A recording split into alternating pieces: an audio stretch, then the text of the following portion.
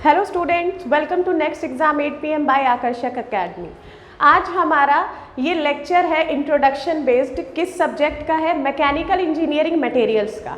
Mechanical engineering materials यानी कि mechanical engineering में आपको पढ़ना है थर्ड सेमेस्टर। ठीक है, थर्ड सेमेस्टर का ये सब्जेक्ट है और ये है हमारा मैकेनिकल इंजीनियरिंग मटेरियल।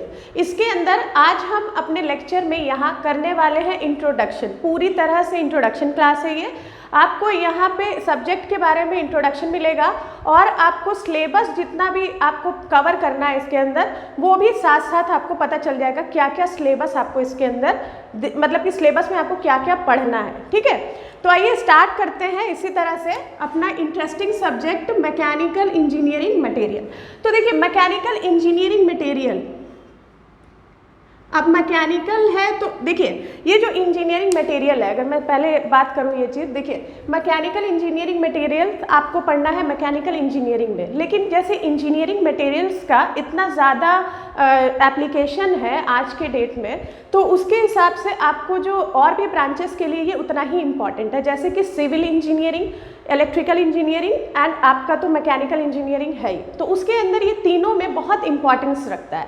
ठीक है, तो तीनों जो भी इंजीनियर्स होते हैं इसके अंदर मतलब तीनों इलेक्ट्रिकल फील्ड में चाहे सिविल इंजीनियर के फील्ड में या फिर आपके मैकेनिकल फील्ड में, आप लोगों को पता होना चाहिए कि इंजीनियरिंग मटेरियल्स कितने तरह के हैं, कैसे हैं, किस तरह से, ये सारी चीज़ इस सब्जेक्ट में हम देखेंगे। तो आप जो ये चीज़ पढ़ रहे हैं, पहले तो मैं ये बता दूं कि सब्जेक्ट कहाँ से आया है, ये जो सब्जेक्ट कहाँ से निकल के आया है। तो ये जो है साइंस का एक बहुत बड़ा पार्ट है। ठीक है, साइंस का ये बहुत इंपॉर्टेंट पार्ट है। जिस तरह से हम बाकी चीज़ें पढ़ते हैं साइंस के अंदर, अदर ब्रांचेस को, केमिस्ट्री को, फिजिक्स को, बायो को पढ़ते हैं, उसी तरह से साइंस से ही ये निकल के आया है, कहीं अलग दुनिया से नहीं आया है ये। बस बात ये है कि ये एक मटेरियल साइंस है, इसको हम मटेरियल साइंस के नाम से भी जानते हैं। ठीक है, ये जो है मटेरियल साइंस, मटेरियल साइंस है। ठीक है, मटेरियल साइंस क्या करता है स्टूडेंट्स? मटेरियल साइंस वो बताता है हमें इंजीनियरिंग मटेरियल्स के बारे में स्टडी करना।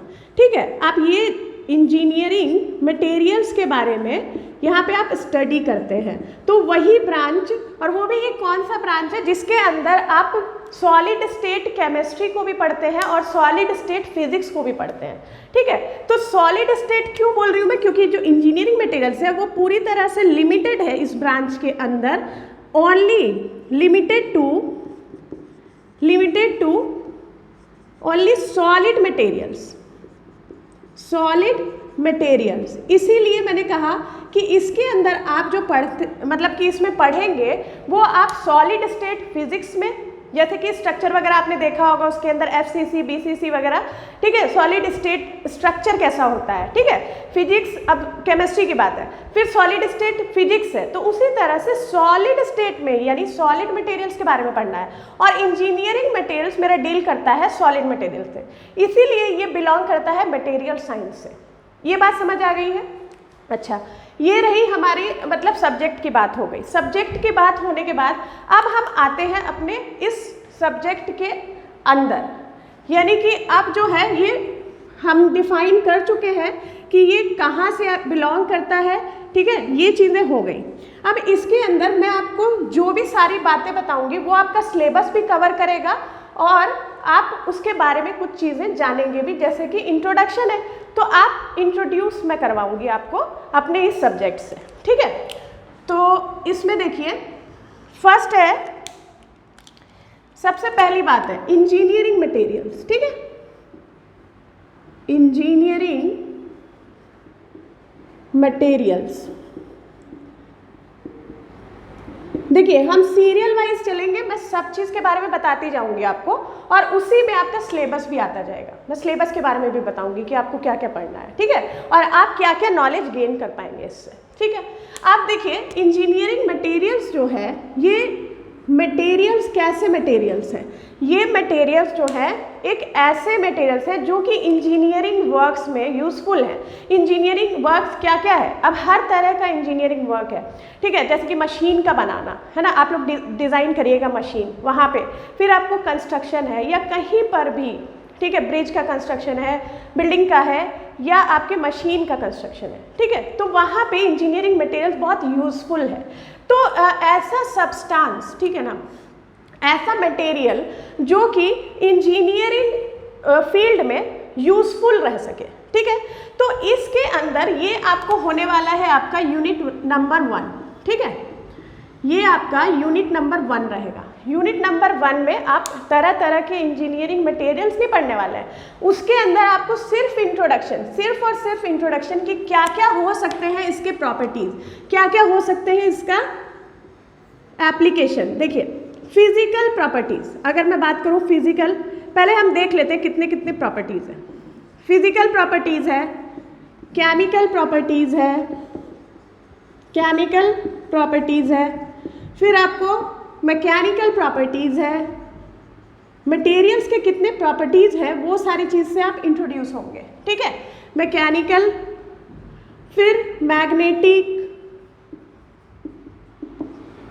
इलेक्ट्रिकल, ये सारी प्रॉपर्टीज है, मैं प्रॉपर्टीज की बात कर रही हूँ, ठीक है, ये प्रॉपर्टीज, ये भी प्रॉपर्टीज, मैकेनिकल प्रॉपर्टीज, ठीक है। तो इसमें मैं थोड़ा थोड़ा आपको इंट्रोड्यूस करवाती हूँ किस तरह से ये प्रॉपर्टीज होती है। देखिए फिजिकल प्रॉपर्टीज का मतलब है इसके अंदर आपको आएगा अपीयरेंस, ठीक है ना, कोई चीज़ कैसी दिख रही है, कोई चीज़ नहीं, यहाँ हम इंजीनियरिंग मटेरियल्स पढ़ रहे हैं तो मटेरियल कैसा दिख रहा है, जैसे कि मेटल्स है, एलॉयज है, फेरस मेटल्स है, नॉन फेरस है, ठीक है, तो वो सारी चीज़ें कैसी दिख रही हैं। तो इसमें देखिए फिजिकल प्रॉपर्टीज में आता है अपीयरेंस, अपीयरेंस हो गया, मटेरियल का डायमेंशन आ गया, मटेरियल का डायमेंशन हो गया, उसके बाद आपको इसके अंदर मेल्टिंग पॉइंट हो गया, मेल्टिंग पॉइंट, ठीक है, बॉइलिंग पॉइंट, ठीक है, उसके बाद आपको इसके अंदर अपीयरेंस यानी कि अब इसके अंदर कलर, ठीक है ना, कलर आ जाता है। अब देखिए कोई चीज़ है, आप पहले फिजिकली कैसा दिखाई दे रहा है, तो अगर मैं मेटल्स की बात करती हूँ, कोई मेटल्स में कोई मटेरियल उठा लेती हूँ उसमें से, तो कोई भी मटेरियल जैसे मेटल है, अब मेटल है, कुछ मेटल्स क्या होते हैं जैसे कि आयरन है, आयरन आपको दिखाई देता है ग्रे कलर का, ठीक है, ग्रे कलर का दिखता है। फिर आपको एल्युमिनियम हो गया, एल्युमिनियम सिल्वरी टाइप दिखता है, ठीक है ना, तो ये चीज़ें एग्जाम्पल के तौर पे मैंने बताई कि सिल्वरी जैसा इसका लुक रहता है। फिर टिन है, वो अलग वाइट सिल्वर टाइप का दिखाई देता है, ठीक है, तो यहाँ पे ये अपीयरेंस की बात हो गई। फिर इनका डायमेंशन कैसा है, स्ट्रक्चर कैसा है, स्ट्रक्चर, डेंसिटी, डेंसिटी, स्ट्रक्चर, यानी कि यही है स्ट्रक्चर, डायमेंशन ही की जगह यहाँ पे आप स्ट्रक्चर देख सकते हैं, या ओवरऑल आप बोल सकते हैं स्ट्रक्चर कैसा है, ठीक है, तो स्ट्रक्चर कैसा है मेटल का, ठीक है, आयरन का, एल्युमिनियम का, कॉपर का, ठीक है, टिन का, ये सारी चीज़ हम देखेंगे मेटल्स का है। अब जैसे कि अदर मटेरियल्स है, नॉन मेटल्स का भी होगा, ठीक है, प्लास्टिक्स का, रबर का कैसे स्ट्रक्चर है, ठीक है, तो ये हो गया हमारा फिजिकल प्रॉपर्टीज़ के अंदर, बात हो गई ख़त्म। केमिकल प्रॉपर्टीज़ के अंदर आपको क्या आता है, केमिकल प्रॉपर्टीज़ के अंदर आपका मटेरियल कैसे दूसरी मटेरियल के साथ या दूसरे सब्सटेंस के साथ कांटेक्ट में आता है, तो वो क्या बिहेवियर होता है उसका, ठीक है, तो ये तो बिहेवियर दिखने का हो गया। ये बिहेवियर जो है आपका केमिकल कांटेक्ट जब होता है, केमिकल कांटेक्ट, ठीक है, अदर सब्सटेंस के साथ केमिकल कांटेक्ट, तो इसके अंदर सबसे ही इंपॉर्टेंट अगर मैं बात करूं, सबसे इंपॉर्टेंट चीज़ तो आपको कोरोजन पढ़ना है, ठीक है, कोरोजन के बारे में पढ़ना है, कोरोजन, ठीक है, कोरोजन भी एक तरह का हम इसके अंदर पढ़ेंगे। अभी सिर्फ इंट्रोडक्शन है तो मैं इसको नहीं बता रही हूँ कि कोरोजन क्या है, कोरोजन का टाइप्स पढ़ना है, मैं सिर्फ आपको बता रही हूँ कि क्या पढ़ना है उसके अंदर, क्योंकि जब हम स्टार्ट करेंगे अपना चैप्टर तब तो हम एक एक करके डिटेल में जाने ही वाले हैं और बहुत अच्छा लगने वाला है, ये आप मेरी बात मानिए, ठीक है। तो क्या है कि कोरोजन, कोरोजन क्या है, केमिकल प्रॉपर्टीज़ के अंदर आता है कि कोरोजन कोई मटेरियल हमारा, इंजीनियरिंग मटेरियल हमारा जो होता है यूज़फुल है, कितना ज़्यादा इंजीनियरिंग मटेरियल तो हर एक इंडस्ट्री में यूज़ हो रहा है, तो यूज़ हो रहा है तो हमें वहाँ पे कोरोजन नहीं चाहिए, कम से कम कोरोजन चाहिए, तो हमें मटेरियल वैसा लेना होता है जो कोरोजन रेजिस्टेंट होता है, तो उसके लिए हमें जानना होगा कोरोजन होता कैसे है, ठीक है ना, कोई मेटल का डिकम्पोजिशन कैसे हो जाता है। जैसे मैं आपको एक दो एग्जाम्पल बता देती हूँ, ठीक है, आपने मटेरियल लिया, ठीक है, कोई भी मेटल है, नॉन मेटल है, कुछ भी लिया, तो कोरोजन जो होता है, जैसे कि आपका यहाँ पे या तो वो किसी केमिकल कॉन्टैक्ट की वजह से खराब हो जाए, या वो कोई टेम्परेचर उसका ज़्यादा पड़े या कम पड़े, ठीक है ना, तो अचानक से वो टेम्परेचर बढ़ जाना, तो वो उसको शॉक बोलते हैं, ठीक है ना। तो वो सारी चीज़ें जो इस पे इफ़ेक्ट पड़ता है, ठीक है ना, केमिकल प्रॉपर्टीज़ के, इसमें क्या है कि कोई भी इफ़ेक्ट इसके अंदर पड़ सकता है, केमिकली हो या टेम्परेचर का हो या अदर कंडीशंस में, ठीक है ना। तो उसमें हमारा इंजीनियरिंग मटेरियल डिकम्पोज खराब नहीं होना चाहिए, वहाँ पे हमें उसका स्ट्रेंथ मेंटेन्ड चाहिए, ठीक है ना। तो ऐसा कुछ यूज़ करेंगे हम, प्रॉपर्टीज़ इस तरह की यूज़ करेंगे कि ये कोरोजन रेजिस्टेंट मटेरियल बन पाए, ठीक है। तो उसके लिए आपको पूरा ये इंजीनियरिंग मटेरियल के अंदर, जब आप यूनिट नंबर 2 पे आएंगे, फेरस एंड नॉन फेरस, तो वहाँ पर भी पढ़ेंगे कोरोजन रेजिस्टेंट, ठीक है ना, किस तरह से बनाया जा रहा है। तो मैं अभी बताऊंगी, यूनिट 2 पे आने दीजिए, ठीक है। तो यहाँ आपको कोरोजन से इंट्रोड्यूस करवाया जाएगा, दैट व्हाट इज कोरोजन, किस चिड़िया का नाम है ये कोरोजन, ठीक है, और इसके कितने टाइप्स होते हैं। आपको इसमें पढ़ना है टाइप्स ऑफ कोरोजन, और टाइप्स ऑफ कोरोजन हो गया। फिर आपको पढ़ना है इसके अंदर कोरोजन रेजिस्टेंट मटेरियल। इसके बारे में मैंने बता दिया है कि हमें चाहिए कोरोजन रेजिस्टेंट मटेरियल, तो हमें पता होना चाहिए कि कौन सा मटेरियल कोरोजन से प्रिवेंट कर सकता है हमें, ठीक है। तो ये सारी चीज़ें हो गई आपको केमिकल प्रॉपर्टीज़ के अंदर। सबसे इंपॉर्टेंट चीज़ कोरोजन हो गया, ठीक है। तो केमिकल कॉन्टैक्ट वगैरह नहीं होना चाहिए, और भी अदर जो फैक्टर्स हैं जो कोरोजन को क्या कर सकती हैं, मतलब उसका इफेक्ट इस पर पड़ सकता है, ठीक है। तो यहाँ देखिए, अब बात आती है मैकेनिकल प्रॉपर्टीज़। देखिए मैकेनिकल प्रॉपर्टीज़ क्या क्या होती है। तो मैकेनिकल प्रॉपर्टीज़ की अगर हम बात करें, तो मैकेनिकल प्रॉपर्टीज़ में आपको आ जाता है इलास्टिसिटी, डक्टिलिटी, मैलिएबिलिटी। इसके अंदर आपको और आ जाता है हार्डनेस, फिर आपको टफनेस, इसके अंदर और आ जाएगा आपको वियर रेजिस्टेंस, फिर और आपको आ जाएगा टेंसाइल स्ट्रेंथ, ठीक है। और भी अदर बहुत सारी हैं, आपके सिलेबस में भी दिया हुआ है, थर्मल कंडक्टिविटी, ठीक है ना। तो वो सारी चीज़ें हम मैकेनिकल प्रॉपर्टीज़ में देखेंगे। तो मैं इतना बता देती हूँ कि what is mechanical properties. Mechanical property किसी मटेरियल का ऐसा बिहेवियर देखना, उसके मतलब उसको फोर्स, उसका मतलब कि अंडर द लोड, ठीक है ना, एक्सटर्नल लोड पड़े जब उसके ऊपर, ठीक है ना, तो क्या होगा, एक्सटर्नल लोड नहीं, एक्सटर्नल फोर्स अगर आप कह दीजिए, ठीक है ना, कुछ एक्सटर्नली हम फोर्स लगाएं और बिहेवियर क्या है उस मटेरियल का, वो हम पता लगाते हैं मैकेनिकल प्रॉपर्टी से, ठीक है। तो उसमें तरह तरह की है मैकेनिकल प्रॉपर्टी। हार्डनेस क्या है, हार्डनेस कितना है, टफनेस कितना है, ब्रिटलनेस भी आता है इसके अंदर। वियर रेजिस्टेंट, अब मैं नया सा कुछ चीज़ है, देखिए वियर रेजिस्टेंट क्या है कि एक मटेरियल दूसरे मटेरियल से रब करता है, एकदम घर्षण होता है, उससे एब्रेशन होता है। तो वियर, उसके लिए क्या होना चाहिए, हार्डनेस ज़्यादा होनी चाहिए, जिसकी वजह से पूरा इस तरह से ऐसे आगे, मतलब कि दो मटेरियल इस तरह से जाएं और क्या हो कि वो वियर रेजिस्टेंस होना चाहिए, उसके अंदर वियर पावर होना चाहिए, ठीक है ना। तो क्या होगा कि वो दो जो मटेरियल होते हैं आपस में ऐसे करते हैं, तो वो वियर रेजिस्टेंस वहाँ पे देखते हैं हम कि कैसा है, ठीक है। तो वो कैसा होता है। फिर उसके बाद टेंसाइल स्ट्रेंथ है। टेंसाइल स्ट्रेंथ भी क्या है कि उसमें हम स्ट्रेंथ देखते हैं। तो देखिए मैं डिटेल में यहाँ पे नहीं जाना चाह रही हूँ कि क्या क्या है, तो हम बस मैकेनिकल प्रॉपर्टीज़ से यहाँ पे इंट्रोड्यूस हो गए हैं कि मैकेनिकल प्रॉपर्टीज़ किसी बिहेवियर, मतलब कि किसी मटेरियल का ऐसा बिहेवियर जिसके अंदर हम कोई भी एक्सटर्नल फोर्स लगाएं और फिर वो उसका बिहेवियर कैसा है, एक सर्टेन कंडीशंस पे कैसा है, ठीक है ना। किसी की भी प्रॉपर्टी, देखिए कोई भी प्रॉपर्टी किसी भी मटेरियल की जो होती है, हम किसी भी कंडीशंस पे देख रहे हैं, सर्टेन कंडीशंस पे देख रहे हैं, तो तभी तो सारी प्रॉपर्टीज मिल के आई है। अब यहाँ देखिए मैग्नेटिक प्रॉपर्टी क्या है, मैग्नेटिक फील्ड के अंदर बिहेवियर कैसा है मटेरियल का, मैग्नेटिक फील्ड के अंदर बिहेवियर कैसा है मटेरियल का, मतलब कि मैग्नेट से वो अट्रैक्ट हो रहा है या नहीं हो रहा है। इस तरह की चीज़ मैं कॉमन लैंग्वेज में बता सकती हूँ आपको, ठीक है।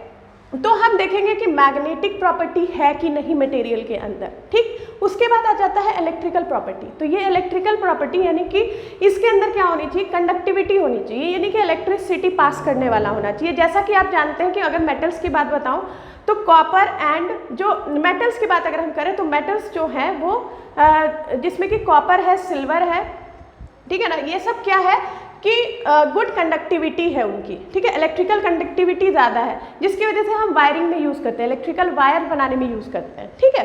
तो ये सारी प्रॉपर्टीज़ हैं, ठीक है।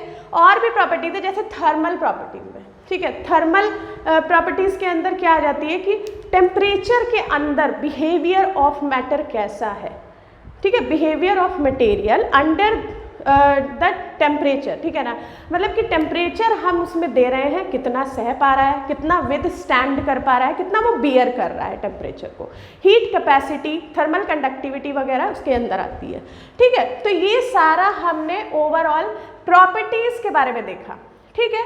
ये जो जितनी भी चीज़ हैं प्रॉपर्टीज़ वो इंजीनियरिंग मटेरियल्स के, आप फर्स्ट यूनिट जो है ना engineering materials and their properties, ठीक है ना, एंड देयर प्रॉपर्टीज़ के अंदर पढ़ने वाले हैं, जिसके अंदर मैंने पूरा टॉपिक कवर कर दिया है इंट्रोडक्शन के लिए, यानी कि आपको क्या क्या यूनिट नंबर 1 में पढ़ना है, ये सारा चीज़ हो गई। अब देखिए यूनिट नंबर 1 के बाद आता है आपका यूनिट नंबर 2। अब मैं इंजीनियरिंग मटेरियल का क्लासिफिकेशन कर रही हूँ। अब यहाँ इंजीनियरिंग मटेरियल का क्लासिफिकेशन कैसे होता है, दो तरह से क्लासिफाई किए जाते हैं इंजीनियरिंग मटेरियल्स। दो तरह से कैसे किए जाते हैं क्लासिफाई, वो देख लेते हैं। देखिए अब हम आ गए हैं, यूनिट नंबर 1 हो गया हमारा, अब यूनिट नंबर 2 पे आएंगे हम, फिर 3 पे, फिर 4 पे, फिर 5 पे।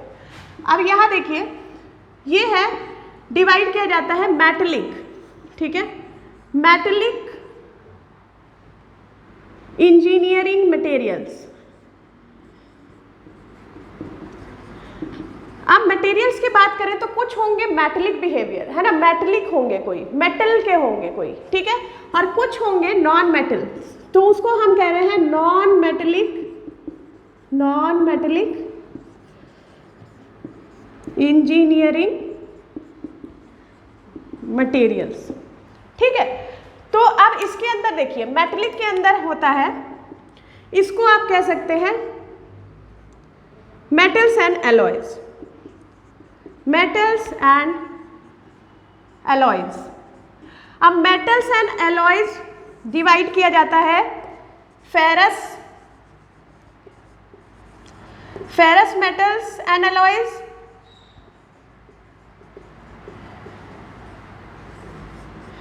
फिर non ferrous metals and alloys, ठीक है। तो देखिए ये आपका यूनिट नंबर 1 था, ये आपका यूनिट नंबर 2 है, यूनिट नंबर 2। तो पहले यूनिट नंबर 2 की बात करते हैं, फेरस मेटल्स एंड एलॉयज के बारे में बताती हूँ। देखिए फेरस क्या है, फेरस मीन्स होता है आयरन से रिलेटेड है ना, आयरन का आपने सिंबल देखा है, केमिकल सिंबल Fe होता है, तो उसी से नाम है ferrous metals and ferrous alloys, इसके अंदर आप पढ़िएगा, जिसके अंदर आयरन का कंटेंट आपको ज़्यादा मिलने वाला है, कंपोजिशन आयरन का मेन होने वाला है, ठीक है ना। तो जिसके अंदर आप सबसे ज़्यादा, जैसे कि देखिए अब आप फेरस मेटल्स एंड एलॉयज की अगर बात कर रहे हैं तो कास्ट आयरन है, रॉट आयरन है। अब देखिए कोई आयरन है, अब इसके अंदर आप क्या क्या पढ़ने वाले हैं वो भी आपको दिखेगा इसके अंदर। देखिए कि आयरन है, आयरन कहाँ, अब कोई भी मेटल हमारा ऐसे तो नहीं मिलता है, ठीक है ना, कि आप जाए और कहीं पे मिल गया पत्थर और बालू या फिर इस तरह की चीज़, ऐसी तो है नहीं, इसको अर्थ क्रस्ट में से मतलब माइनिंग की जाती है इसकी, ठीक है ना, तो अर्थ क्रस्ट से निकाला जाता है और वो कैसे फॉर्म में रहते हैं, बिल्कुल इम्प्योर फॉर्म में रहते हैं। तो इम्प्योर फॉर्म में रहता है तो उससे क्या होता है कि आप उसमें से निकालते हैं प्योर फॉर्म में आयरन को। मैं आयरन की बात एग्जाम्पल लेके कह रही हूँ, आयरन की बात है, जब मटेरियल है तो मटेरियल हम यहाँ पे एग्जाम्पल ले रहे हैं, जैसे कि आयरन, तो आयरन जो है उससे निकलता है बड़े बड़े रॉक्स के फॉर्म में, ठीक है, बड़े बड़े पत्थर के फॉर्म में निकलता है। अब उसके अंदर तरह तरह की चीज़ें होती हैं, आयरन के कुछ कंपाउंड्स रहते हैं, कंपाउंड जैसे कि ये बहुत तरह के ओर्स रहते हैं आयरन के, ठीक है ना, हेमेटाइट है, लेमोनाइट है, पायराइट्स है, मैग्नेटाइट है, ये सारी चीज़ें इंपॉर्टेंट ओर है क्या, मतलब आयरन के, ठीक है। तो आयरन का अब प्रोडक्शन आप करते हैं, आयरन को निकालते हैं, आयरन को एक्सट्रैक्ट करते हैं उसके इम्प्योर फॉर्म से प्योर फॉर्म में, जिसको कि मेटलर्जी कहते हैं, ठीक है ना।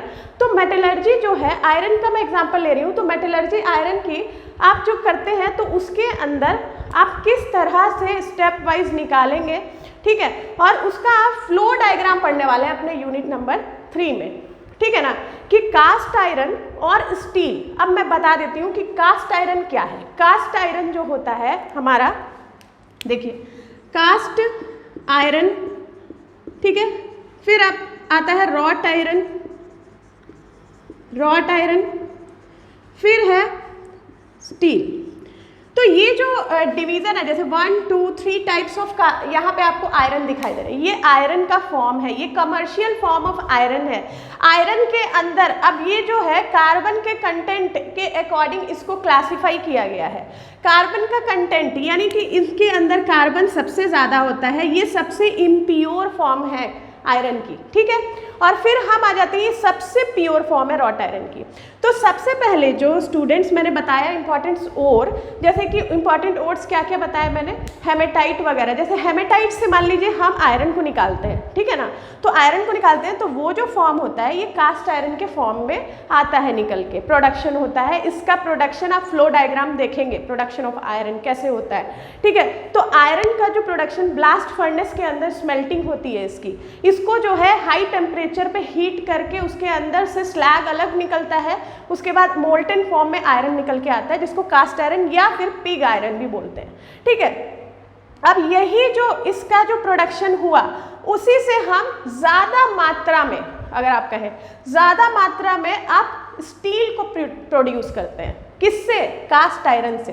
तो कास्ट आयरन से हम स्टील को प्रोड्यूस करते हैं, और रॉट आयरन यानी कि जो प्योर फॉर्म है, जो कि लोहार लोग यूज़ करते हैं। देखिए रॉट आयरन ज़्यादा मेलिएबल होता है या फिर डक्टाइल होता है। अब डक्टाइल और मेलिएबल के बारे में बता देती हूँ कि वो डक्टाइल यानी कि आपको शेप, वायर के शेप में आप उसको कर सकते हैं, ठीक है ना, वो मैकेनिकल प्रॉपर्टी में ही आता है, जो मैंने अभी थोड़ी देर पहले बताया आपको। फिर मेलिएबल क्या है कि जल्दी से वो मतलब कि सॉफ्ट हो जाना चाहिए। तो लोहार लोग क्या करते हैं, हर तरह के शेप में हर चीज़ बना रहे हैं ना, ब्लैक स्मिथ्स की बात कर रही हूँ, तो वो बना रहे हैं, तो रॉट आयरन का वो लोग यूज़ करते हैं। स्टील आप जानते हैं हर तरह यहाँ इंडस्ट्री में यूज़ हो रहा है, स्टील के बर्तन है, स्टील के बहुत सारे आर्टिकल्स वगैरह है ना, पार्ट्स है, मशीन के पार्ट्स में यूज़ हो रहा है। तो जो प्रोडक्शन है आयरन का वो आप पढ़ने वाले हैं, फ्लो डायग्राम उसका, आयरन का कैसे फिर कास्ट आयरन से स्टील में किया जाता है, उसका भी फ्लो डायग्राम आप यूनिट नंबर 2 में पढ़ने वाले हैं, ठीक है। उसके बाद इसके अंदर आप पढ़ने वाले हैं और इम्पॉर्टेंट सा चीज़ क्या है, फेरस मेटल्स एंड एलॉयज के अंदर, कि आपको फेज इक्विलिब्रियम डायग्राम पढ़ना है। फेज इक्विलिब्रियम डायग्राम, देखिए फेज इक्विलिब्रियम डायग्राम जो है वो तो हम पढ़ेंगे डिटेल में। उसके अंदर होता क्या है कि आपको इसके अंदर आयरन का स्टेट दिखाई देगा, ठीक है ना, यहाँ टेम्परेचर रहेगा और ये टाइम है। तो आयरन का भी पढ़ना है आपको, और आयरन एंड कार्बन यानी आयरन कार्बाइड का भी पढ़ना है आपको। यानी कि कहने का मीन्स है कि जो हमारा प्योर फॉर्म में आयरन हमने निकाला, देखिए आयरन हमको किस फॉर्म में मिला, लेकिन हमने उस पर क्या क्या नहीं किया, क्या क्या एक्सपेरिमेंट नहीं किया। हम इंसान इतने ज़्यादा क्या है मतलब कि एक टाइप के हम ना बहुत डिस्कवर करने के मूड में रहते हैं। तो उसमें क्या होता है कि हमने उसमें तरह तरह का एक्सपेरिमेंट किया है ना, मतलब कि टेम्परेचर को बढ़ाया घटाया, देखा कि किस स्टेट में क्या हो रहा है। तो आयरन का स्टेट आपको फेज इक्विलिब्रियम यानी कि आपको आयरन का तरह तरह का फेज दिखाई देगा, ठीक है। कहाँ पे आयरन मैग्नेटिक है, कहाँ पे नॉन मैग्नेटिक है, कहाँ पे मतलब कि कहाँ पे वो लिक्विड फॉर्म में हो जाएगा, कितना टेम्परेचर पे लिक्विड फॉर्म में हो जाएगा। तो ये सारी चीज़ हम देखेंगे किसमें, फेज इक्विलिब्रियम ऑफ आयरन में। और आयरन कार्बाइड में क्या देखेंगे, आयरन कार्बाइड के अंदर स्टूडेंट्स इधर आपको कार्बन का परसेंटेज रहेगा और ये टेम्परेचर रहेगा। इसमें आप क्या देखेंगे, आयरन का फेज कैसे देखेंगे, कार्बन का कंटेंट कितना कितना पड़ रहा है और वो कब स्टील हो रहा है, कब कास्ट आयरन बिहेव कर रहा है, कब रॉट आयरन में आ रहा है, ये सारी चीज़ें कार्बन के कंटेंट किस टेम्परेचर पे आप सबसे ज़्यादा कार्बन ऐड कर सकते हैं, उससे ज़्यादा नहीं कर सकते हैं, वो सारी चीज़ें हम किस में देखेंगे, फेज इक्विलिब्रियम डायग्राम, ठीक है। फेज इक्विलिब्रियम डायग्राम हम देखेंगे किसमें, आयरन एंड आयरन कार्बाइड का, किसमें पढ़ेंगे हम, यूनिट नंबर 2 के अंदर। बात समझ आ गई इतनी। अब देखिए ये हो गया हमारा ferrous and metal, ferrous metals and alloys. अब आ जाइए, इसी तरह से और भी सारे आपको पढ़ने हैं स्टील्स के बारे में, ठीक है ना। तो इसी के अंदर आपको क्या पढ़ना है इंपॉर्टेंट, स्टील। अभी इसको याद रखिएगा, यहाँ मैंने लिख के रखा है, अभी आपको पता चलेगा क्यों, ठीक है। अब आ गया non ferrous metals and alloys, जिसके अंदर आयरन इंपॉर्टेंट नहीं रहता है इतना। कहने का मीन्स है कि आयरन का composition non ferrous metals and alloys के अंदर ज़्यादा नहीं रहता है। जैसे कि एल्युमिनियम है, टिन है, जिंक है, इस तरह के मेटल्स से हम एलॉय भी बनाते हैं। अदर एलॉइंग एलिमेंट इसमें ऐड किए जाते हैं प्रॉपर्टीज़ को बढ़ाने के लिए, कैरेक्टरिस्टिक्स को बढ़ाने के लिए। हमें जो रिक्वायरमेंट होती है मटेरियल की वो हम इसमें करते हैं। जैसे कि एल्युमिनियम है, जिंक है, टिन है, ठीक है, फिर कॉपर है, इन सब के एलॉयज है। जैसे एल्युमिनियम के एलॉय, एल्युमिनियम का एलॉय मैं आपको एग्जांपल दे रही हूँ, ड्यूरेल्यूमिन है, ड्यूरेल्यूमिन ये एल्युमिनियम का एलॉय है, एल्युमिनियम का यूज़ कर रहे हैं। एल्युमिनियम ये जो है एयरक्राफ्ट इंडस्ट्री में यूज़ हो रहा है। एयरक्राफ्ट इंडस्ट्री में एल्युमिनियम का क्यों यूज़ करें, एल्युमिनियम सारे में सबसे ज़्यादा लाइटेस्ट क्या है, सबसे ज़्यादा लाइटेस्ट मतलब कि मेटल है। तो लाइटेस्ट आप देख रहे हैं कि अभी वो एयरक्राफ्ट है, उसको हवा में जाना है, सबसे लाइट से लाइट हम एलिमेंट को यूज़ कर सकें, ठीक है। तो लाइट एलिमेंट, उसका जो बॉडी पार्ट्स होता है एयरक्राफ्ट का, उसकी बॉडी जो होती है, मेटल की बॉडी जो है वो एल्युमिनियम की बनी होती है, ठीक है। जिसके अंदर और भी एलॉइंग एलिमेंट क्या है स्टूडेंट्स, एलॉइंग एलिमेंट्स अदर, जैसे कि क्रोमियम है, मॉलिब्डेनम है, ठीक है, क्रोमियम, मॉलिब्डेनम, टंगस्टन, ये इस तरह की चीज़ें, मैंगनीज, ये जो भी चीज़ें ऐड अदर मेटल्स भी किए जाते हैं या अदर नॉन मेटल्स भी हो सकते हैं, उनको ऐड करके हम एलॉय बनाते हैं, ठीक है। तो वही उसमें से एक एग्जांपल मैंने दिया कि ड्यूरेल्यूमिन है, ठीक है। कॉपर में आप देख लीजिए ब्रास है, ब्रॉन्ज है, ठीक है ना। तो ये सारी चीज़ें आप पढ़ते हैं किसमें, non ferrous metals and alloys में, ठीक है। तो तरह तरह के मेटल्स, नॉन फेरस है यानी कि आयरन उतना इंपॉर्टेंट नहीं रहेगा किसमें, नॉन फेरस में। आप देख रहे हैं ना, नॉन फेरस यानी कि आयरन जो है उतना ज़्यादा कंपोजिशन में नहीं रहेगा यहाँ पे। एलॉय हो चाहे वो मेटल हो, तो मेटल है, एल्युमिनियम है, जिंक है, टिन है, टाइटेनियम है, कोई चीज़ आप कोई मेटल लीजिए जो आयरन के अलावा हो, ठीक है। तो ये आपका पढ़ना है यूनिट नंबर 3 में, ठीक है। यूनिट नंबर 3 में आपको non ferrous metals and alloys के बारे में पढ़ना है, ठीक है। अब देखिए और एक और चीज़ इसमें पढ़नी है आपको, बियरिंग मटेरियल्स। देखिए बियरिंग मटेरियल्स क्या होते हैं, बियरिंग मटेरियल्स रोटेटरी पार्ट्स होते हैं मशीन के, ठीक है ना। मशीन में आपने देखा होगा रोटेटरी पार्ट्स हैं, रोटेटरी पार्ट्स के अंदर जो है एक चीज़ हमें चाहिए होती है जो कि उसको सपोर्ट कर सके। क्यों, दो चीज़ में फ्रिक्शन पैदा होता है, वहाँ पे फ्रिक्शन आता है, फ्रिक्शन को कम से कम रोटेट करने में, जैसे कि ये है ना, ये जो चीज़ है, मैं सिर्फ बियरिंग मटेरियल्स के बारे में बता रही हूँ यहाँ पे अभी इंट्रोडक्शन बेसिस पे, ठीक है। तो ये जैसे रोटेटरी पार्ट है, रोटेट हो रहा है, ये जिस चीज़ से कनेक्टेड है, मान लीजिए ऐसे हो रहा है कनेक्टेड, तो ये दोनों चीज़ें आपस में बहुत फ्रिक्शन होगा, तो क्या होगा कि इसका यहाँ पे ज़्यादा देर तक के सपोर्ट नहीं कर पाएगा। तो उसके लिए एक सपोर्ट देने के लिए दो पार्ट्स है ना, दो पार्ट्स के बीच में बियरिंग को लगाया जाता है, बियरिंग मटेरियल्स को लगाया जाता है। तो उनकी प्रॉपर्टीज़ के बारे में हम पढ़ेंगे इसी के अंदर, non ferrous metals and alloys, ये जो यूनिट नंबर 3 है उसी में हम पढ़ेंगे, ठीक है। तो ये हो गया आपका यूनिट नंबर 3। अब आ जाते हैं, मैंने यहाँ पे लिखा था स्टील। देखिए स्टील भी क्या है, बताया था मैंने, स्टील क्या है, कास्ट आयरन से ही प्रोड्यूस करा जाता है, और ये जो है इन दोनों के बीच में इसका कार्बन का कंटेंट होता है। कार्बन का कंटेंट के अकॉर्डिंग इसको बांटा गया। सबसे ज़्यादा कार्बन कंटेंट इसमें होता है और कुछ इम्प्योरिटीज़ के साथ भी होता है। तो इम्प्योरिटीज़ का भी क्या है, जैसे कि आपको है ना ये भी पढ़ना है कि इम्प्योरिटीज़, इसके साथ साथ कुछ इम्प्योरिटीज़ है, सल्फर है, सिलिकॉन है और फास्फोरस है। तो यूनिट नंबर 2 में आपको इसका पढ़ना है, कास्ट आयरन के अंदर जो प्रेजेंट है सल्फर, सिलिकॉन एंड फास्फोरस, उसका इफेक्ट इसके ऊपर क्या है, आखिर उसके रहने से इसको क्या फ़ायदा हो रहा है या क्या नुकसान हो रहा है, ठीक है, वो चीज़ हम देखेंगे, इफेक्ट्स, ठीक है ना। तो इसमें हो गया आपको ये आयरन, इससे मैंने बताया कि ज़्यादा से ज़्यादा प्रोड्यूस करवाया जाता है कास्ट आयरन से स्टील को, ठीक है ना। तो स्टील बनता है कास्ट आयरन से। तो स्टील जो है यानी कि इसका कार्बन कंटेंट, यानी कि स्टील का कार्बन कंटेंट इससे कम होता है। तो स्टील को अब यहाँ देखिए यूनिट नंबर 4 आपका, यूनिट नंबर 4 जो होगा वो आपका होगा हीट ट्रीटमेंट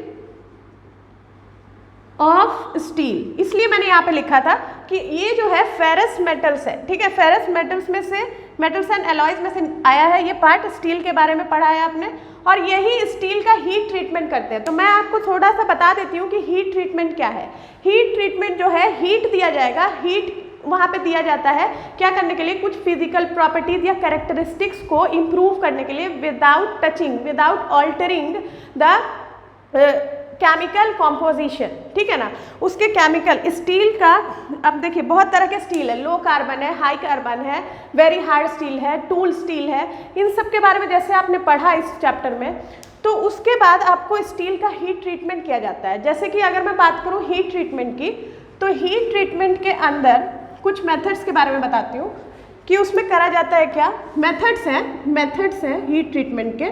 जैसे आप इसके अंदर पढ़ने वाले हैं हार्ड करने के लिए, ठीक है, हार्ड करने के लिए, सॉफ्ट करने के लिए, तो अनीलिंग है इसमें, उनमें से एक है अनीलिंग, ठीक है, ये क्या है, सॉफ्ट करने के लिए होता है। कभी कभी हमें रिक्वायरमेंट होती है स्टील को सॉफ्ट बनाने की, तो वो इस मेथड से बनता है। अब वो क्या मेथड है वो तो हम चैप्टर में पढ़ेंगे, ठीक है।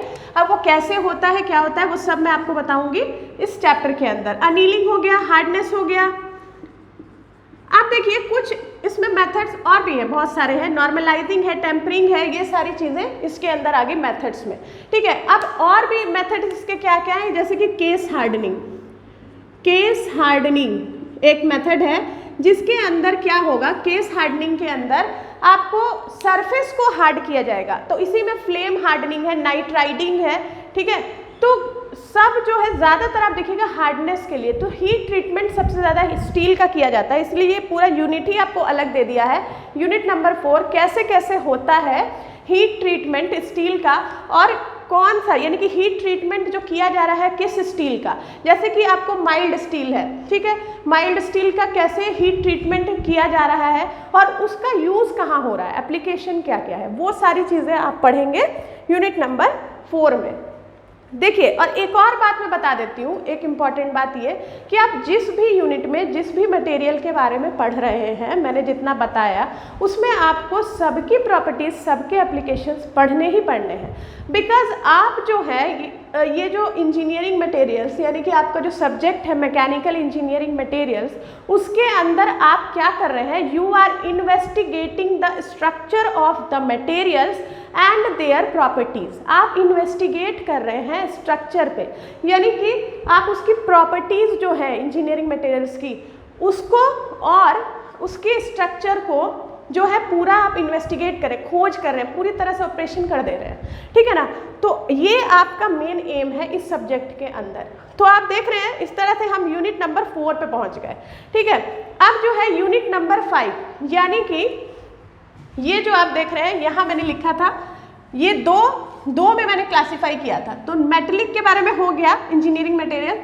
अब जो है नॉन मेटेलिक्स, ये आपका यूनिट नंबर, देखिए ये आपका यूनिट नंबर 5 होगा, that is your unit number 5 which is non metallic material.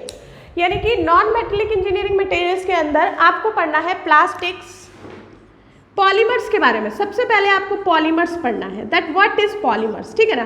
तो मैं थोड़ा सा बता दूं, पॉलीमर्स आपने पहले भी पढ़ा होगा। पॉलीमर्स क्या है, पॉली मतलब होता है मैनी और मर्स मतलब लिंक्ड, यानी कि बहुत सारे चेन्स में लिंक्ड होते हैं मॉलिक्यूल्स इसके, ठीक है। तो जिसके अंदर आप पढ़ेंगे प्लास्टिक, ठीक है, प्लास्टिक में आप पढ़ेंगे थर्मोप्लास्टिक, थर्मोप्लास्टिक, फिर आप आ जाइए थर्मोसेटिंग्स, थर्मोसेटिंग्स। देखिए थर्मोप्लास्टिक में क्या है कि एडिशनल पॉलीमराइजेशन होता है, ठीक है। थर्मोसेटिंग्स में क्या होता है, कंडेंसेशन पॉलीमराइजेशन होता है। इसके अंदर अगर मैं थर्मोप्लास्टिक की बात करूं तो एग्जांपल आप ले सकते हैं पीवीसी का, पॉलीविनाइल क्लोराइड का, पीवीसी, एबीएस आपको इसके अंदर आ जाता है। फिर आपको थर्मोसेटिंग्स है, थर्मोसेटिंग्स के अंदर जो है क्या होता है कि ये क्रॉस लिंक्ड अंदर चेन, जो मॉलिक्यूल्स मैंने बताया कि बहुत सारे मॉलिक्यूल्स पॉलीमर्स यानी कि बहुत सारे चेन में कनेक्टेड होते हैं, मोनोमर्स बहुत सारे पॉलीमर्स बनाते हैं, ठीक है। तो वो चीज़ हो रहा है जिसके अंदर क्या है, क्रॉस लिंक्ड होते हैं थर्मोसेटिंग्स के अंदर। थर्मोप्लास्टिक में क्या होता है कि वीक फोर्सेस होते हैं मॉलिक्यूल्स के बीच में, ठीक है। और थर्मोसेटिंग्स में क्या होता है कि स्ट्रॉन्ग रहता है, और दूसरी बात ये कि क्रॉस लिंक्ड रहते हैं वो लोग। तो खैर हम वो डिटेल में देखेंगे कि थर्मोप्लास्टिक और थर्मोसेटिंग्स क्या है। लेकिन जो और चीज़ अगर हम देख लें थर्मोप्लास्टिक के बारे में, जैसे कि ये जो थर्मोप्लास्टिक है वो आप अगर उसको जो सॉफ्ट करते हैं, सॉफ्ट करेंगे कुछ हीट देके, टेम्परेचर देके, तो ये सॉफ्ट हो जाएगा थर्मोप्लास्टिक। उसके बाद वो जो फिर से आप उसको मतलब कि कूल करेंगे तो वो हार्ड हो जाएगा, फिर उसको सॉफ्ट करेंगे तो फिर वो सॉफ्ट हो जाएगा, है ना, और ये फिर हार्ड हो जाएगा। लेकिन थर्मोसेटिंग्स के साथ क्या है कि ये एक बार ही सेट हो जाता है। इसके वर्ड से मैं आपको याद दिला सकती हूँ, ठीक है, कि है ना, ये आप याद रख सकते हैं कि ये सेट हो जाता है एक बार आप सॉफ्ट करके जो हार्ड करते हैं इसको, उसके बाद ये हार्ड ही रहता है, ये फिर से सॉफ्ट नहीं होता है, ये थर्मोसेटिंग्स है, ठीक है। तो इस तरह से हम और भी, जैसे कि रबड़ के बारे में भी पढ़ेंगे हम अपने यूनिट नंबर 5 में। रबड़, ठीक है, रबर्स हो गया। तो प्लास्टिक है, रबड़ में आपको नेचुरल रबड़, सिंथेटिक रबड़, ठीक है, और भी इसकी प्रॉपर्टीज और उसके एप्लीकेशंस हम देखेंगे यूनिट नंबर 5 के अंदर। फिर ये सारे आप देख रहे हैं ना नॉन मेटेलिक इंजीनियरिंग मटेरियल्स है। नॉन मेटेलिक क्या है, नॉन मेटल, अब यानी कि ये बैड कंडक्टर ऑफ इलेक्ट्रिसिटी होंगे, हीट होंगे, ठीक है। तो ये रबर्स, आप देखिए, अब बात आती है सेरामिक्स। अब कुछ ऐसे हैं, सेरामिक्स है, एडेसिव्स है, ये सब के बारे में पढ़िएगा। एडेसिव्स है, थर्मोकोल है, और भी बहुत सारी चीज़ें आप इसके अंदर पढ़ने वाले हैं, ठीक है, यूनिट नंबर 5। यानी जो जो चीज़ें नॉन मेटल है, ठीक है, मेटल का कोई नामो निशान इसके अंदर नहीं रहने वाला है। ये आपको पूरा क्लासीफाई किया ही गया, इसीलिए अलग अलग metals and non metals, metals अलग हो जाएंगे और नॉन मेटल्स अलग हो जाएंगे, ठीक है। अब देखिए रबर्स हो गया, सेरामिक्स हो गया। सेरामिक्स के अंदर आप बहुत इंपॉर्टेंट, ये बहुत आज की डेट में सेरामिक्स बहुत इंपॉर्टेंट है, ठीक है ना। तो सेरामिक्स के बारे में पढ़ेंगे कि उसके अंदर क्ले प्रोडक्ट्स आता है, क्ले प्रोडक्ट्स है तो जिसको कि हम उसमें चीज़ें यूज़ करते हैं, मतलब वो मटेरियल यूज़ करते हैं। अब इसके अंदर जो है सेरामिक्स के अंदर रिफ्रैक्टरीज, अब मैंने आपको बताया था कि आयरन जो है वहाँ पे आयरन का प्रोडक्शन आप देखिएगा तो ब्लास्ट फर्नेस का यूज़ करिएगा। तो ब्लास्ट फर्नेस के यूज़ में बहुत हाई टेम्परेचर पे वहाँ पे टेम्परेचर दिया जाता है, इतना हाई किया जाता है, तब वहाँ से मोल्टन आयरन निकल के आता है। तो उसके अंदर क्या होता है, वो जो ब्लास्ट फर्नेस बनाया जाता है उसकी लाइनिंग्स जो बनाई जाती है वो रिफ्रैक्टरीज की होती है, रिफ्रैक्टरी ब्रिक की होती है। ऐसी ईंट होती है, वो ऐसा ईंटा होता है जो कि फायर रेजिस्टेंट है, ठीक है। तो इस तरह की चीज़ यहाँ मटेरियल्स हैं कुछ सेरामिक्स के अंदर, रिफ्रैक्टरीज। तो रिफ्रैक्टरीज से बनती है वो मटेरियल। रिफ्रैक्टरी ऐसा मटेरियल है जो कि ज़्यादा से ज़्यादा क्या करेगा, हीट को विद स्टैंड करेगा, ठीक है ना। तो वो रिफ्रैक्टरी मटेरियल होते हैं। फिर एडेसिव्स हो गए, फिर थर्मोकोल्स है, ये सारी चीज़ें हम यूनिट नंबर 5 में देखेंगे। ये हो गया। अब आ जाता है इसी का लास्ट क्या है topic, composite material. Composite material, देखिए जिस तरह से हम एलॉय को बनाते हैं, जब एलॉय जो है हमारा बनता है ना मेटल्स को मिला करके, कुछ एक नॉन मेटल्स भी रहते हैं, लेकिन एलॉय का एक कंडीशन है कि एक मेटल होना चाहिए, ज़रूरी है, ठीक है। तो एलॉय को हम पूरी तरह से डिसॉल्व करवाते हैं। क्या करवाते हैं, पूरी तरह से डिसॉल्व करवाते हैं। एलॉय पूरी तरह से डिजॉल्व होता है। कैसे डिजॉल्व होता है? दोनों को मोल्टेन स्टेट में हम एलॉय बनता है जो, तो दो मेटल्स को या दो से ज़्यादा जो भी मेटल्स उस सबको मोल्टेन मास में कन्वर्ट किया जाता है, फिर उसको पूरे ऑल प्रोपोर्शन में क्या किया जाता है? मिक्स किया जाता है। मिक्स किया जाता है तो ज़रूरी नहीं है सारे मेटल्स एलॉय फॉर्म करें, ठीक है ना, यानी कि एलॉय बनाएं। तो वैसे ही यहाँ पे भी क्या है कि दो या दो से ज़्यादा चीज़ को मिला करके मटेरियल बनाया जाता है जिनका नाम है कंपोजिट मटेरियल। तो उसमें क्या होता है कि कुछ अलग अलग फिजिकल प्रॉपर्टीज़ होती, अलग अलग कैरेक्टरिस्टिक्स होती हैं, ठीक है, फिजिकल या केमिकल वो बात नहीं है, कैरेक्टरिस्टिक्स अलग अलग होती है कंपोनेंट्स की, और जब दोनों को मिलाया जाता है तो उसकी रिजल्टेंट जो कैरेक्टरिस्टिक्स होती है वो इंडिविजुअल जो कंपोनेंट जिससे मिला के बनाया गया है उससे मैच नहीं करनी चाहिए, ठीक है ना। तो ये है कंपोजिट मटेरियल्स के बारे में पढ़िएगा, उसके प्रॉपर्टीज़ और उसके एप्लीकेशंस के बारे में पढ़ना है। ये हो गया हमारा यूनिट नंबर 5 पूरा। अब आ जाता है यूनिट नंबर 6। आप यूनिट नंबर 6 में जब आइएगा ना स्टूडेंट, तो अगर आप ध्यान से पूरे क्लास को पढ़िएगा, जब पूरे क्लास आप समझने में मतलब बहुत इंटरेस्टेड वे में आप लेंगे क्लास को और पूरी तरह से समझेंगे, और जब आप यूनिट नंबर 6 पे आ चुके होंगे तो आपको पूरी तरह से नॉलेज हो गया होगा सारे मटेरियल्स के बारे में, चाहे वो मेटेलिक हो चाहे वो नॉन मेटेलिक इंजीनियरिंग मटेरियल्स हो। तो जब आप सारे चीज़ के बारे में, प्रॉपर्टीज़ के बारे में, सारे मटेरियल्स के बारे में जान जाएंगे, चाहे वो फेरस या नॉन फेरस हो, ठीक है, या फिर वो नॉन मेटेलिक हो, वो आप सारे के सारे मटेरियल्स के बारे में जान चुके होंगे, तब आप आएंगे यूनिट नंबर 6 पे। तो यूनिट नंबर 6 आपका है powder metallurgy, powder metallurgy and non destructive testing, non destructive testing. अब आपको सब कुछ मालूम रहेगा कि हाँ हमने ये मटेरियल पढ़े और उसकी ये प्रॉपर्टीज़ हैं एंड उसके ये एप्लीकेशंस हैं। अब जब यूनिट नंबर 6 पे आएंगे तो पाउडर मेटलर्जी क्या होता है मैं आपको बता देती हूँ थोड़ा सा। पाउडर मेटलर्जी जो चीज़ है, जैसे कि कुछ मेटल्स का हम मशीनिंग नहीं कर पाते हैं, जैसे कि वो मेटल्स बनने के बाद अब जो है वो इतने हार्ड हो जाते हैं कि हम उनका क्या नहीं कर पाते हैं, हम उनका जो है मशीनिंग नहीं कर पाते। जैसे कि कास्टिंग होती है ना, कास्टिंग होती है, फॉर्जिंग होती है, फिर आपको बहुत सारे मेटल्स का मैन्युफैक्चर किया जाता है, बहुत सारे आर्टिकल्स बनते हैं, मशीन के पार्ट्स बनते हैं। तो जो है उसके बाद आपको कुछ मेटल्स का हम क्या नहीं कर सकते, हम उनका जो है मशीनिंग नहीं कर सकते, वो मशीनेबल नहीं रहते, इतने हार्ड हो जाते हैं। तो जिनके वजह से हम क्या करते हैं कि दो मेटल्स, दो या दो से ज़्यादा या जिनका भी बनाना होता है हमें, वो पाउडर हम उसको करते हैं इस पाउडर मेटलर्जी के अंदर, और फिर उसको हम कितने भी कॉम्पोजिशन में, चाहे एक मेटल दूसरा मेटल हो या दो मेटल हो एक नॉन मेटल हो, उससे फ़र्क नहीं पड़ता है, उसको हम पूरी तरह से कोई भी कॉम्पोजिशन कितना भी परसेंटेज में रहे, ठीक है ना, तो उसको हम क्या करते हैं कि पाउडर मेटलर्जी करते हैं, पाउडर के फॉर्म में करते हैं, ठीक है। तो वो हम डिटेल में पढ़ेंगे कि क्यों और क्या और कैसे करते हैं, वो जब हम यूनिट नंबर 6 पे आएंगे। बाकी मैंने इंट्रोडक्शन आपको यहाँ पे आपको इंट्रोड्यूस करवा दिया है पाउडर मेटलर्जी का, कि मतलब कि कैसे होता है, क्या होता है और क्यों कर रहे हैं, ठीक है ना।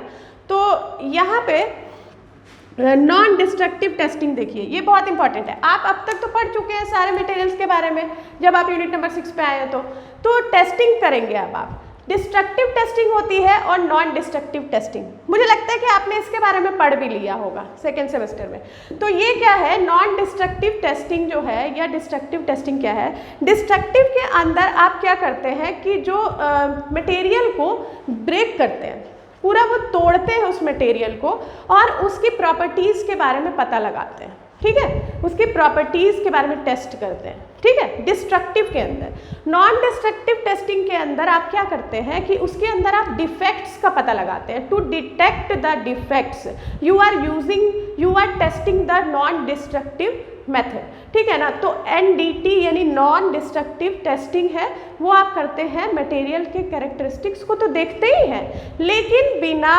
ब्रेक किए हुए, बिना डिस्ट्रॉय किए हुए मटेरियल को। तो डिस्ट्रक्टिव जो है आपका टेस्टिंग, वो मटेरियल का उसमें वेस्टेज होता है, मटेरियल उसमें टूटता है, ठीक है। और नॉन डिस्ट्रक्टिव के अंदर क्या है, मटेरियल को बिना डिस्ट्रॉय किए हुए हम क्या करते हैं, टेस्टिंग करते हैं, उसके प्रॉपर्टीज़ के बारे में पता लगाते हैं, एंड सबसे इम्पॉर्टेंट चीज़ उसकी जो उसके अंदर डिफेक्ट्स है उसको हम क्या करते हैं, पता लगाते हैं, डिटेक्ट करते हैं, पता करते हैं उसमें।